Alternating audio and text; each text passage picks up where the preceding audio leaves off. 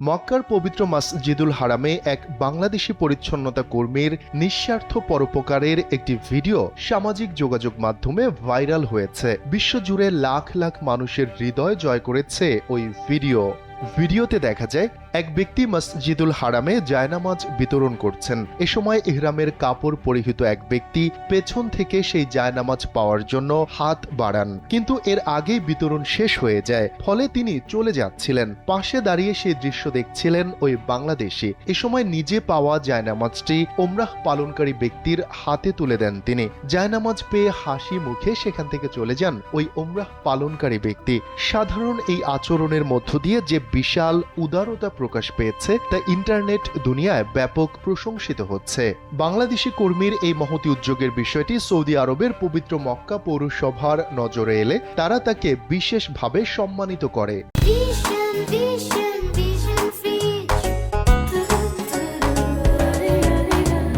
Saudi গেজেটের প্রতিবেদন বলছে, বিনয়, মমতা এবং ইবাদতকারীদের সেবায় একনিষ্ঠ আত্মনিবেদনের স্বীকৃতিস্বরূপ তাকে এই সম্মাননা প্রদান করা হয়েছে। মক্কা পৌরসভা কর্তৃপক্ষ জানিয়েছে, ওই কর্মীর দৃষ্টান্তমূলক আচরণ পবিত্র মক্কা এবং মসজিদুল হারামের প্রকৃত মানবিক মূল্যবোধকেই ফুটিয়ে তুলেছে।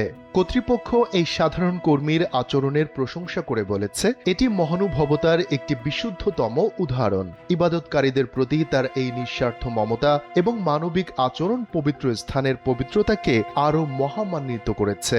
সামাজিক যোগাযোগ মাধ্যম ব্যবহারকারীরা এই ভিডিওটি শেয়ার করে ওই কর্মীর সততা ও নিষ্ঠার প্রশংসা করেছেন।